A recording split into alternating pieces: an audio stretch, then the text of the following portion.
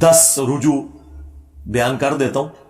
تلک عشرۃ کاملہ، یہ پورے 10 ہوئے جو سورۃ البقرہ میں آیا، تاکہ یہ قیامت تک کے لیے ویڈیو میں ریکارڈنگ کے طور پر بھی آ جائیں اور آپ کو الگ سے اسکیٹرڈ فارم میں ڈھونڈنے نہ پڑے. رجوع نمبر 1 جو سب سے پہلے میں نے کیا وہ داڑھی کے مسئلے میں تھا. میں نے مسئلہ 33 ریکارڈ کروایا تھا آج سے آلموسٹ 10 سال پہلے. اس میں میں نے یہ موقف اڈاپٹ کیا تھا کہ اگر کوئی شخص مٹھی سے لمبی داڑھی رکھے تو یہ افضل ہے، اور مٹھی داڑھی سنت ہے. صحابہ اکرام کی بھی اور نبی علیہ السلام کی تو نیچرلی مٹھی تھی، لیکن جس کی نیچرل بڑھ جائے تو وہ اگر لمبی رکھتا ہے تو وہ بہتر ہے.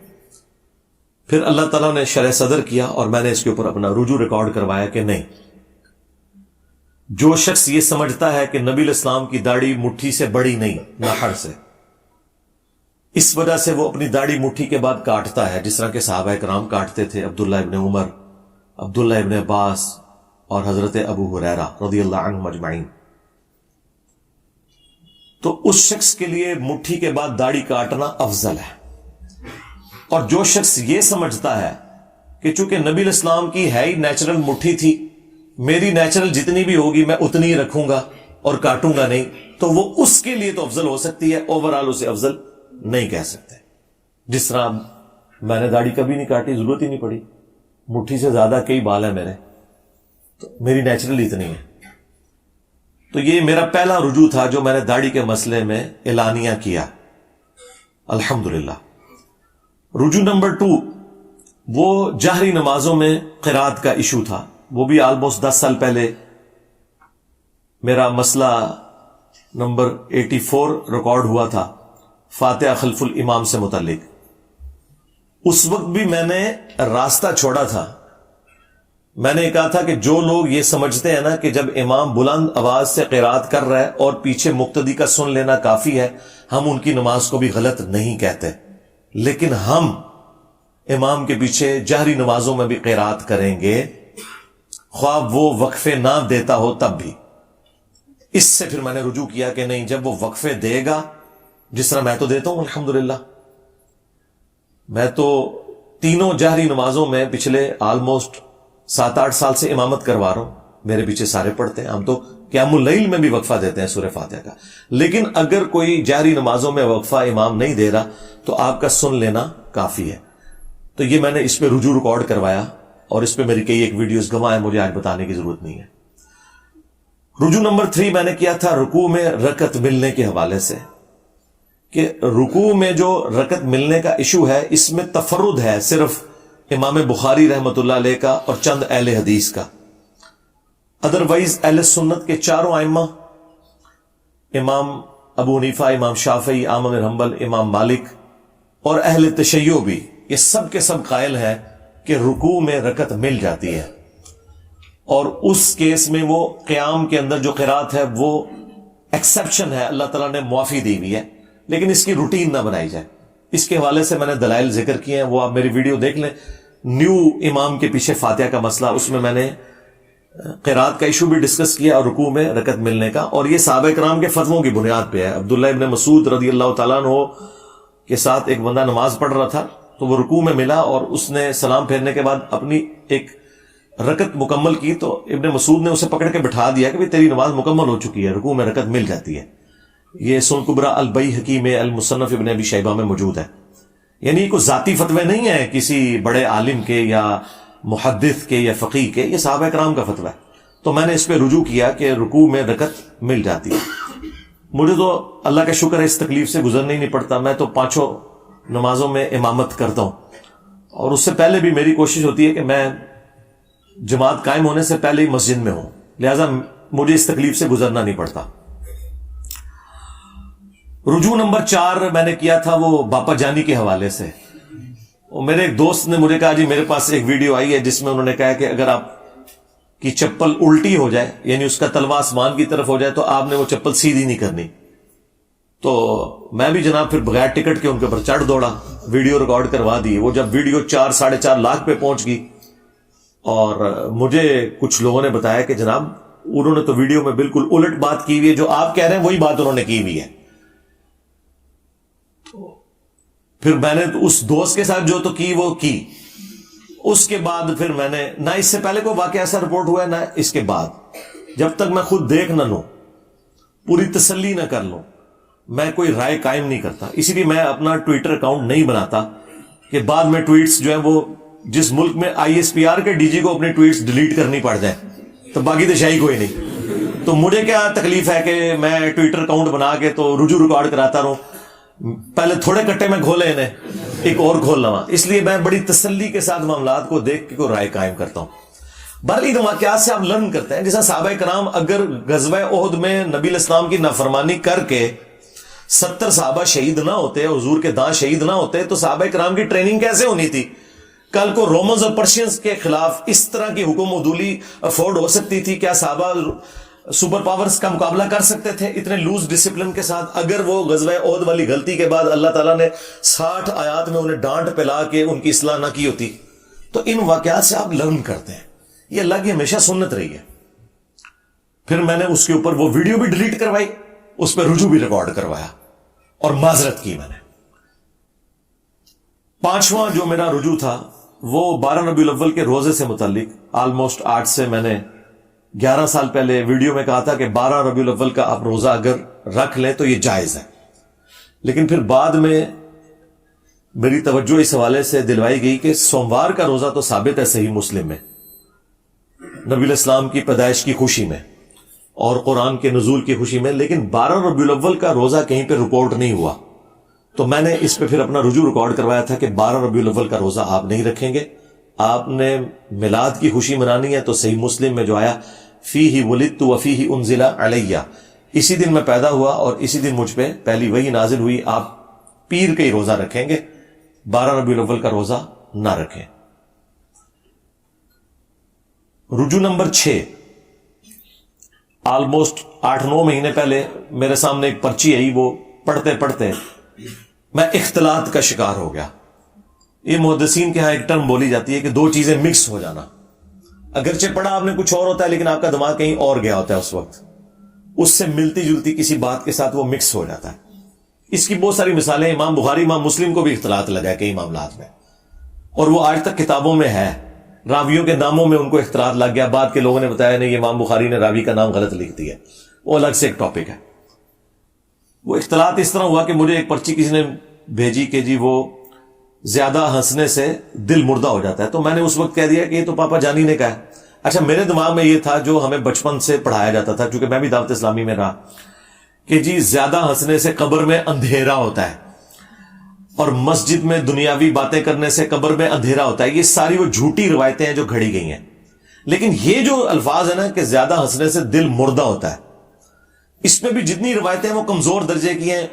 ایک روایت جامع ترمذی سنن ابن ماجہ میں حسن درجے تک پہنچتی ہے، لیکن بہرحال وہ روایت تو موجود ہے. تو وہ بعد میں مجھے کسی نے پرچی لکھ کے بھیجی کہ جی اس طرح روایت موجود ہے. میں نے جب چیک کی تو میں نے پھر 2-3 مختلف ویڈیوز کے اندر اس کے حوالے سے رجوع ریکارڈ کروایا کہ یہ مجھ سے مس ہینڈلنگ ہوئی، اور وہ اختلاط ہو جاتا ہے کسی بندے کو. رجوع نمبر 7، آج سے آلموسٹ 6 سال پہلے میں نے ایک جو ہماری مجلس چلا کرتی تھی نا، ان مجالس میں نے ایک ویڈیو میں ایک حدیث بیان کی صحیح بخاری کی، سورۃ النساء کی آیت کے کانٹیکسٹ میں، شان نزول کے طور پر. اور اب وہ حدیث کے قرائن بتا رہے تھے کہ میں نے رزلٹ تو بالکل ٹھیک نکال لیا، لیکن وہ رزلٹ درست نہیں تھا. نبی علیہ السلام کے جو پھوپھی زاد تھے حضرت زبیر رضی اللہ تعالیٰ عنہ، ان کا ایک شخص کے ساتھ جھگڑا ہوا. پانی لگانے کے کانٹیکسٹ میں باغ کو پانی لگایا جاتا تھا نا، تو آج کل بھی آپ کو پتا ہے گاؤں ایریا میں کتنے جھگڑے ہوتے ہیں پانی کی، وہ جو نکالی ہوتی ہیں نالیاں ان کے اوپر. جب نبی علیہ السلام کی خدمت میں پیش ہوا، آپ نے پورے شواہد کی بنیاد پہ فیصلہ حضرت زبیر کے حق میں کر دیا. اس شخص نے اس کے جواب میں کہا کہ ہاں یہ آپ کی پھوپھی کا لڑکا ہے نا، اسی لیے آپ نے اس کے حق میں فیصلہ کیا. اب ظاہر ہے کہ یہ تو سیدھی سیدھی منافقانہ اپروچ ہے، اس میں تو کوئی شک ہی نہیں ہے.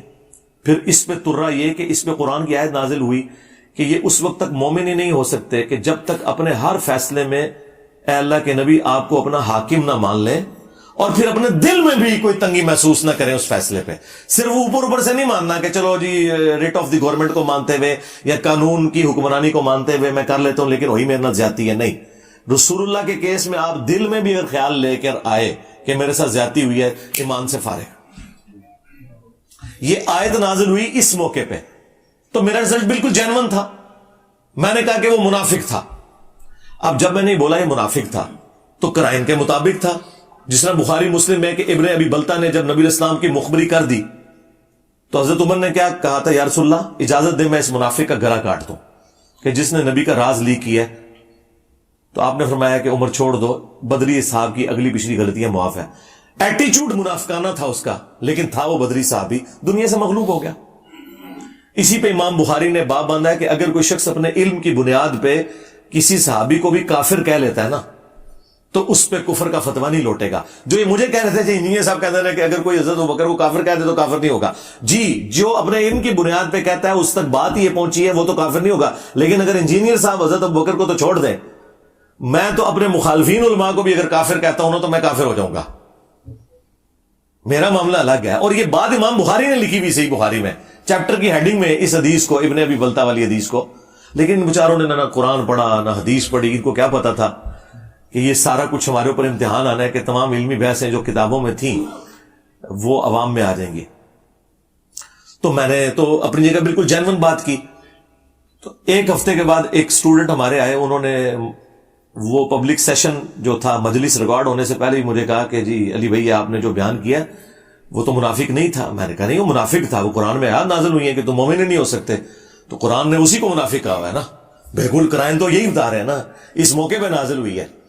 اس نے کہا نہیں جی، اس کا ایک طریق بخاری میں دوسری جگہ ہے، اس میں الفاظ ہے ایک انصاری صحابی. میں نے کہا اچھا. اس نے کہا یہ حدیث کا نمبر ہے. میں نے کھول کے دیکھا.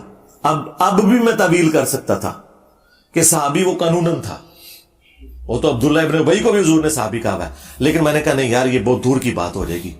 جب یہ لکھا ہے نا انصاری صحابی تو پھر ہم ابن ابی بلتا والا حکم ہی لگائیں گے. جس طرح حضرت عمر نے اس کو بدری صحابی کو منافق کہہ دیا تھا، اگر بدری صحابی کو حضرت عمر منافق کہہ دیں، اتنے بڑے صحابی، تو میں تو شاہی کوئی نہیں.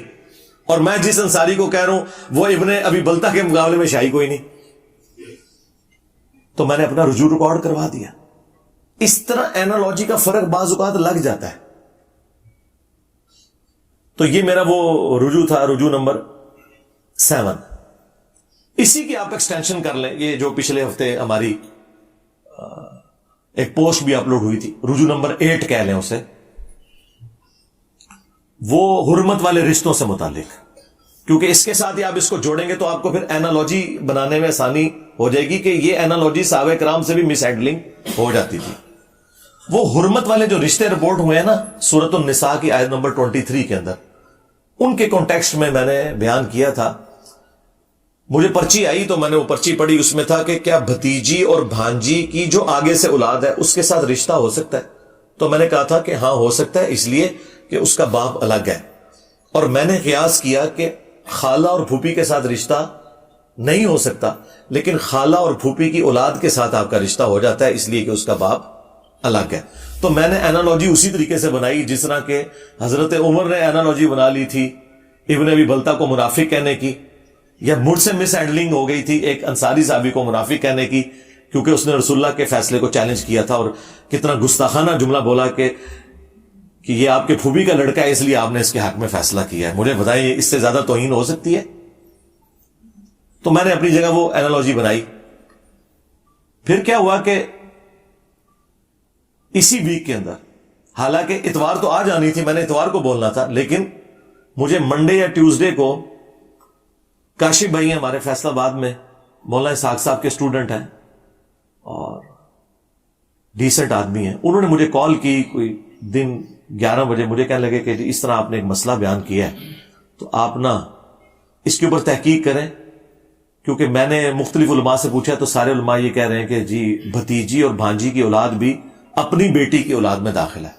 میں نے کہا کوئی دلیل دی ہے؟ انہوں نے کہتے ہیں دلیل تو نہیں دی ہے لیکن یہ انڈرسٹوڈ ہے. میں نے کہا مجھے تو لگتا ہے کہ یہ بات درست نہیں ہے، کیونکہ خالہ اور پھوپھی بھی تو محرم رشتے ہیں اور ان کی اولاد آگے سے آپ کے لیے نامحرم ہے اور آپ ان سے شادی کر سکتے ہیں.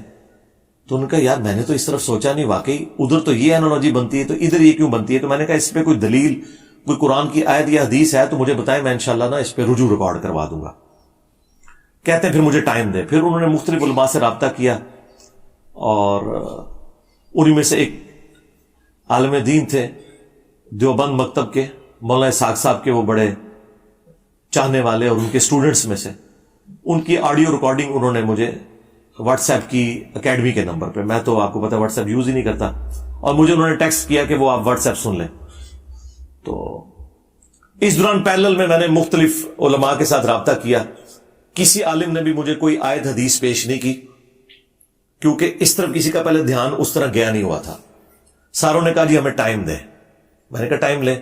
پھر میں نے مکتبۃ الشاملہ میں خود سرچ کیا، میں نے تفسیر ابن کثیر کھولی اور بڑی تفسیریں کھولی، کسی میں یہ ٹاپک ڈسکس ہی نہیں ہوا تھا. میں نے کہا یار یہ اتنی حیران کن بات ہے، اس کو ڈسکس تو کریں ہاں یا نہ. میں دور دراز کی تفسیر میں نہ مجھے یہ ملا. بعض لوگوں نے آگے لکھ دیا کہ بھتیجی اور بھانجی کی جو اولاد ہے نا وہ بھی بھتیجی اور بھانجی کے حکم میں ہی داخل ہوگی، اور ساتھ لکھا ہوا اس پر اجماع ہے. یعنی قرآن و سنت کی دلیل نہیں ہے، یہ نسل در نسل مسلمانوں نے اجماع سے اس آیت کی تفسیر یہی سمجھی ہے. اب اس کے بعد ظاہر ہے کہ میں پھر مزید تحقیق میں پڑا. پھر میں نے کچھ شیعہ علماء سے رابطہ کیا، پاکستان کے بھی، عراق کے، ایران کے. وہ بھی سارے کھول کے بیٹھ گئے. انہوں نے کہا ہمارے ہاں بھی کوئی حدیث تو اس حوالے سے نہیں ملتی، یہ اجماع ہی چل رہا ہے اس کے اوپر.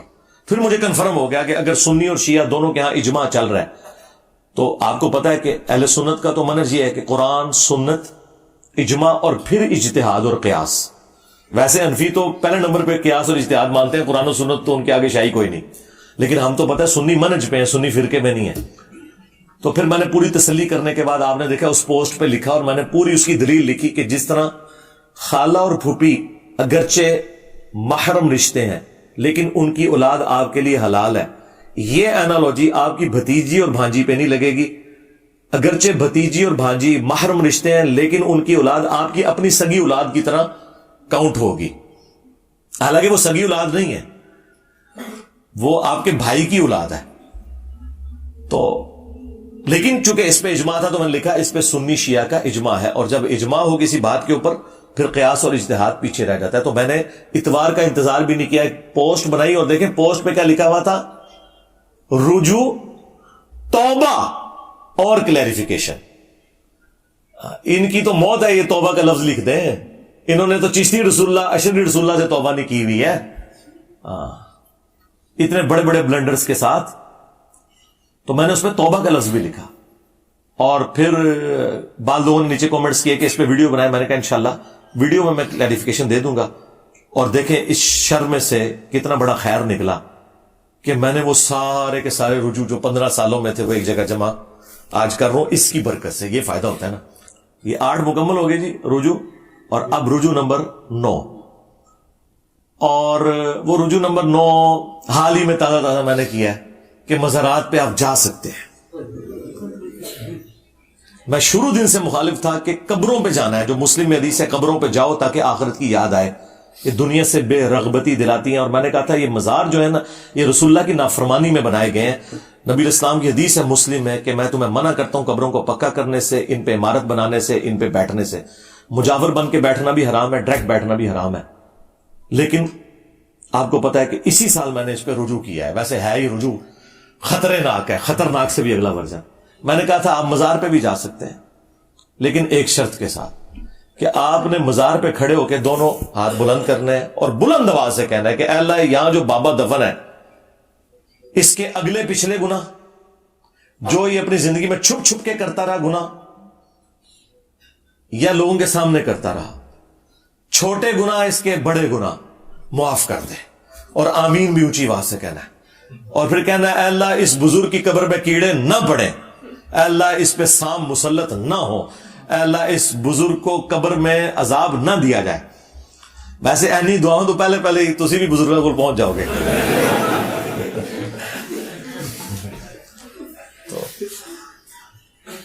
تو ظاہر ہے یہ تو پھر نہ جانے والی بات ہوئی نا. تو اس شرط کے ساتھ میں نے کہا تھا کیونکہ آپ وہاں اعلان حق بلند کرنے کے لیے جا رہے ہوں گے تو آپ جائیں.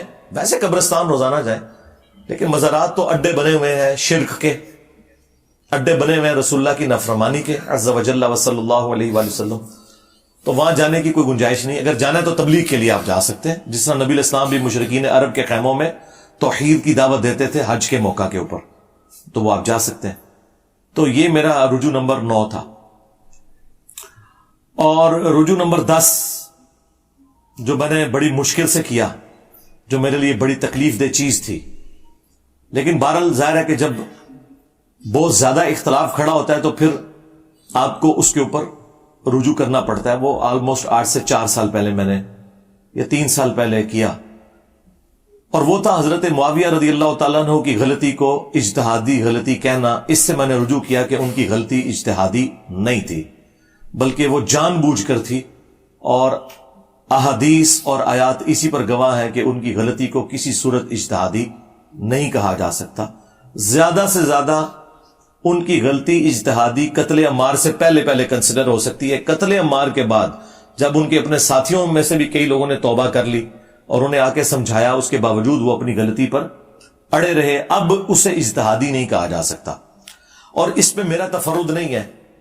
جو آج ٹھیکیدار بنے ہوئے نا سنیت کے, ان کے بڑے بابوں نے یہ لکھا ہوا ہے, اور یہ کتنے منافق ہیں عملاً کہ ان بابوں کا نام بغیر وضو کے نہیں لیتے اور میرا نام بغیر لانتوں کے نہیں لیتے. تو جڑے بڑھو نہ انہیں بابے نو پڑھو اور کہو کہ او رافضی سن. وہ اگر رافضی ہیں تو ان کی اپنی سنیت فارغ ہو جائے گی.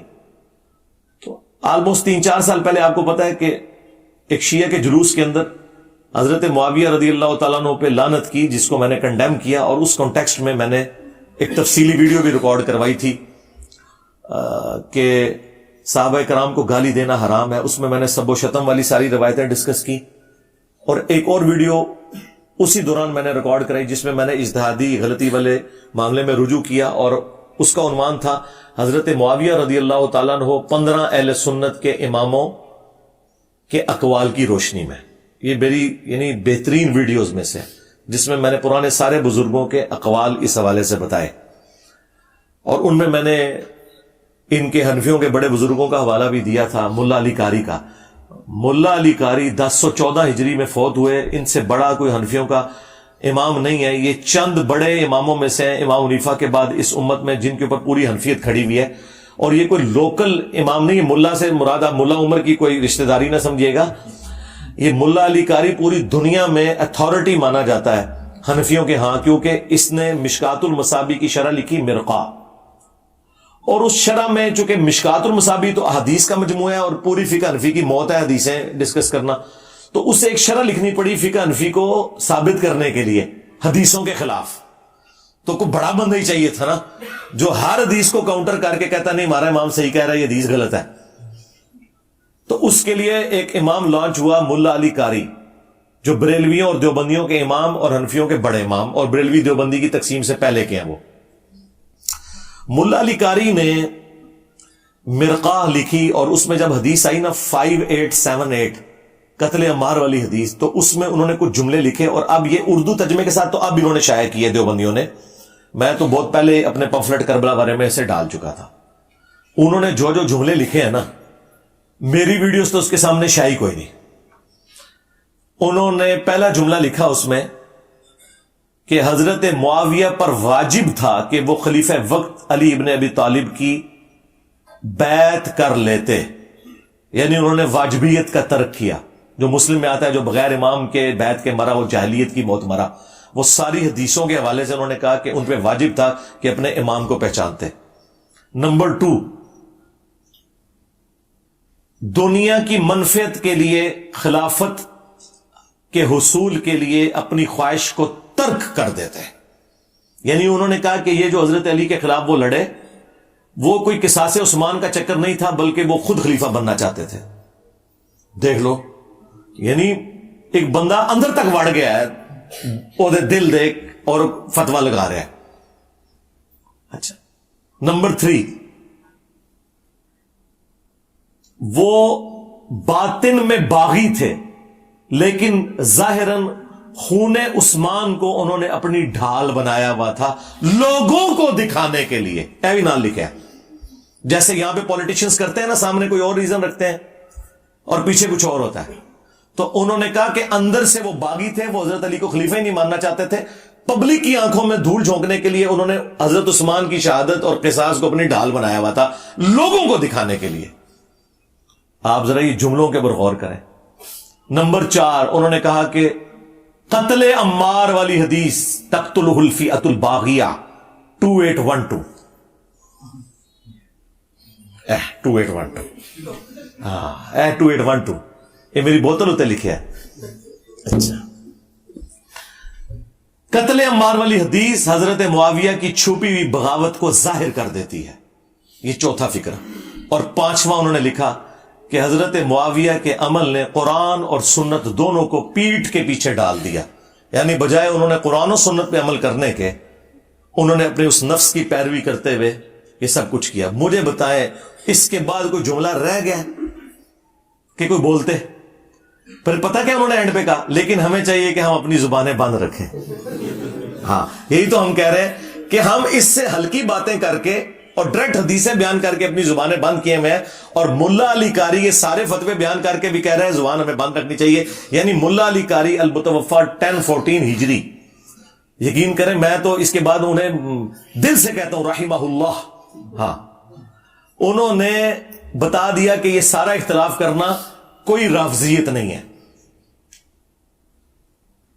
اور دوسرا فتویٰ ملا علی قاری سے بھی بڑے امام جو ان سے بھی پہلے گزرے 855 ہجری میں فوت ہوئے، انہوں نے عمدۃ القاری صحیح بخاری کی شرح لکھی. بدر الدین عینی، ایک ہی زمانے میں دو امام ہیں. ابن حجر اسقلانی نے فتح الباری لکھی 852 ہجری میں فوت ہوئے اور 855 ہجری میں 3 سال کے بعد انہی کے زمانے میں تھے فوت ہوئے.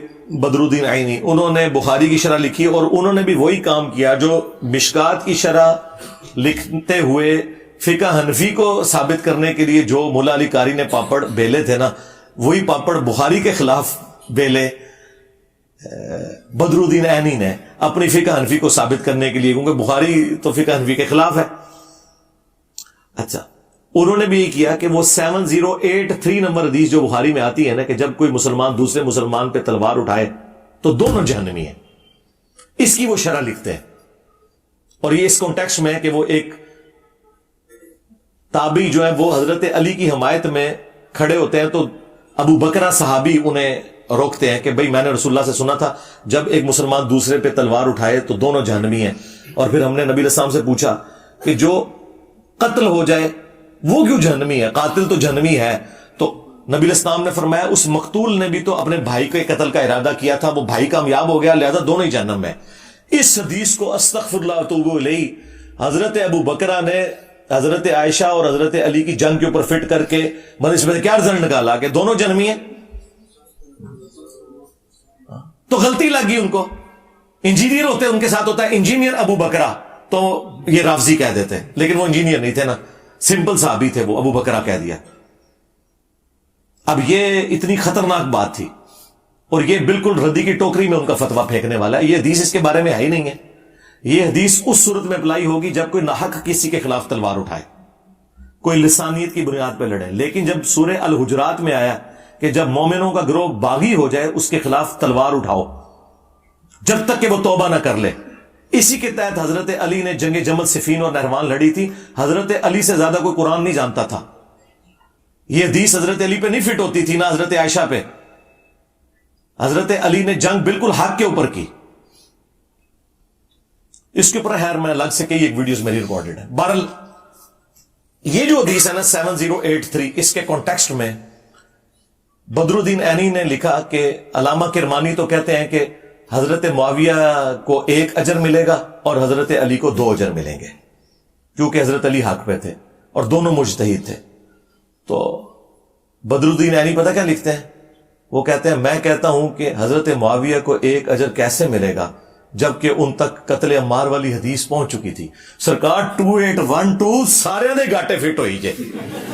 دیکھ لو ملا علی قاری متاثر ہوا 2812 تو تائیں انہیں کیا نا 5878 نمبر حدیث. اچھا بدر الدین اینی بھی کہتا بھی 2812 آ گئی ہے ہوں ابھی یہ گل سی کیوں بنی ہے. ہاں یہ 2812 ایویں نہیں بوتل اتنے لکھی ہوئی ہے. دوسرا تھلے لکھا ہے فرقوں کی دکانیں بند, the damage has been done, ایویں لکھا ہوا ہے. اچھا تو کہتے ہیں یہ کیسے ہو گیا کہ جب قتل عمار والی حدیث موجود ہے اس کے بعد آپ کہیں گے جی ان کو 1 اجر ملے گا. پھر اینڈ پہ انہوں نے جملہ بڑا سخت بولا, انہوں نے کہا کہ کیا حضرت معاویہ اس پہ راضی نہیں کہ اللہ تعالیٰ انہیں چھوڑ دے برابر, بجائے اس کے کہ انہیں 1 اجر بھی ملے. اللہ تعالیٰ انہیں اگر بخش دینا ان کے لیے یہی لائف ٹائم اچیومنٹ ہے, اجر تو چھڑ دو. اچھا اب چونکہ وہ انجینئر بدر الدین اینی نہیں تھا لہذا وہ رافضی نہیں ہوا. سمجھ رہی ہے آپ کو بات کی؟ اور یہ بات بالکل بدر الدین اینی کی درست ہے کیونکہ یہ حدیث غلط فٹ کر رہے ہیں. بخاری مسلم میں حدیث ہے اگر حکمران وقت اجتہاد کرے, صحیح اجتہاد کرے تو 2 اجر ہیں, غلط اجتہاد کرے تو 1 اجر. اور اس پہ امام بخاری نے باقاعدہ باب باندھا ہے کہ حاکم وقت کا اجتہاد, یعنی حضرت علی اگر جنگ جمل صفین نہروان نعوذ باللہ غلط بھی لڑتے 1 اجر مل جاتا پھر بھی. اور الحمدللہ انہوں نے بخاری مسلم کی روشنی میں صحیح لڑی ہے تو 2 اجر ہے. مخالف کے اجر کی تو کبھی بات ہی نہیں ہوئی ہے. یعنی خلیفہ راشد کا باغی اور ان کے خلاف کھڑے ہونے والا شخص مجتہد کیسے ہو سکتا ہے؟ تو ٹھیک ہے پھر کہو کہ حضرت عثمان کے مخالفین جو تھے وہ جو صحابہ تھے وہ بھی مجتہد تھے, جو منکرین زکات حضرت ابوبکر کے خلاف کھڑے ہوئے وہ مجتہد تھے. اللہ رسول آخرت کو تو مانتے تھے نا, صرف وہ کہتے تھے کہ ہم زکات نہیں دیں گے. اس طرح مطلب رزلٹ نکالے جاتے ہیں. صرف حضرت علی کی باری آتی ہے تو یہ لوگ جو ہے وہ ٹامک ٹوئیاں کرنا شروع کر دیتے ہیں. تو دیکھیں پھر اللہ نے کتنی بڑی بلا ان کے اوپر چھوڑی ہے, نہ پچھلے چڈے نہ اگلے چڈے. ہاں علی کے جیسا ہے ہی کوئی نہیں, بنو امیہ ہے شے ہی کوئی نہیں. ٹھیک ہے تو یہ چیزیں تھیں. تو یہ میں نے پھر وہ فتوے, یہ میرے کربلا والا ریسرچ پیپر بھی آپ منگوا سکتے ہیں, واقعہ کربلا کا حقیقی پس منظر 72 صحیح الاسناد احادیث کی روشنی میں. 200 احادیث ہیں اکثر بخاری مسلم سے. صبح 9 سے شام 5 بجے تک ہمارا فون نمبر کھلا ہوتا ہے. نماز کی ٹائمنگ یا کوئی اور ایشو ہو جائے الگ بات, واٹس ایپ بھی اس پہ بنا ہوا ہے 032159000162. آپ کال کریں, فری آپ کے گھر ڈاک آئے گی. 12 کا پیکج, 3 اذکار کارڈ اور 9 ریسرچ پیپرز, اس میں کربلا والا ریسرچ پیپر بھی ہے اور 8 مزید ہے. صرف آپ کو TCS کا 500 روپیہ خرچہ دینا ہے, آپ کے گھر یہ فری جائے گا. ہم لاکھوں بانٹ چکے ہیں اللہ کے فضل سے, کوئی مسئلہ ہی نہیں ہوتا. میں مسلح اٹھاتا ہوں, نیچے سے سونے کی ایک ڈلی نکالی, عثمان بھائی کو دیتا ہوں, جا کے بیچتے ہیں, پھر 1,80,000 چھپوا لینا ہے. کوئی مسئلہ ہی نہیں. تو فری جاتا ہے. اور یہاں پہ جتنے لوگ آ رہے ہیں پچھلے آلموسٹ 10-12 سال سے اللہ کے فضل سے سب کو ہم ریسرچ پیپرز فری دیتے ہیں. آپ لوگوں کو بھی اینڈ میں مل جائیں گے انشاءاللہ تعالی. تو وہ آپ منگوا کے پڑھیں. تو اس میں میں نے یہ ساری چیزیں ایک مینیجیبل فارم میں جمع کی ہوئی ہیں. باقی میرے کئی ایک جو لیکچرز ہیں وہ اس کے اوپر گواہ ہیں. بہرحال اس کی برکت سے یہ ہو گیا کہ یہ میں نے سارے رجوع ایک جگہ جمع کر دیے جو عقائد اور نظریات کے اعتبار سے تھے. باقی میں نے آپ کو کہا کہ کسی روایت کے حوالے سے کوئی حکم ہے تو اس کے اوپر پھر یہی ہے کہ چونکہ اوریجنل ڈاکٹرن میری نہیں بدلتی تو میں کسی روایت کے حوالے سے کوئی بات کر دوں تو اس سے کوئی فرق نہیں پڑتا. اوریجنل ڈاکٹرن اپنی جگہ پہ موجود ہے اور اس کی میں نے مثال آپ کو شروع میں بھی دے دی. اور بھی کئی ایک مثالیں موجود ہیں, وہ آپ کو ویڈیو سے پتہ چل جائیں گی. بہرحال اللہ کا شکر ہے کہ یہ میرے ایک ذمہ قرض تھا جو میں نے اپنی زندگی میں اتار کے اس کو ویڈیو ریکارڈنگ میں لے آیا ہوں تاکہ آپ کو ادھر ادھر بھاگنا نہ پڑے. کیونکہ جی دسو جی انجینئر صاحب نے کتنے رجوع کیتا ہے جی اس گال تو وہ آپ یہ ایک ہی ویڈیو, اس کا ہم اردو میں بھی ٹائٹل رکھ دیں گے انجینئر کے 10 رجوع یا جو بھی ایک آپٹیمل اس وقت اردو میں بنے گا وہ انشاءاللہ ہم رکھ دیں گے تاکہ آپ کو اس حوالے سے آسانی ہو جائے. ہمارا یہ جو آج کا پبلک سیشن نمبر 94 ہے بمطابق 14 مئی 2023, اللہ کے فضل سے یہ بھی ریکارڈنگ ہوگی. صلو علی محمد وعلی محمد, اللہم صلی علی محمد وعلی آل محمد واصحاب محمد وازواج محمد وامت محمد اجمعین الی یوم الدین, آمین.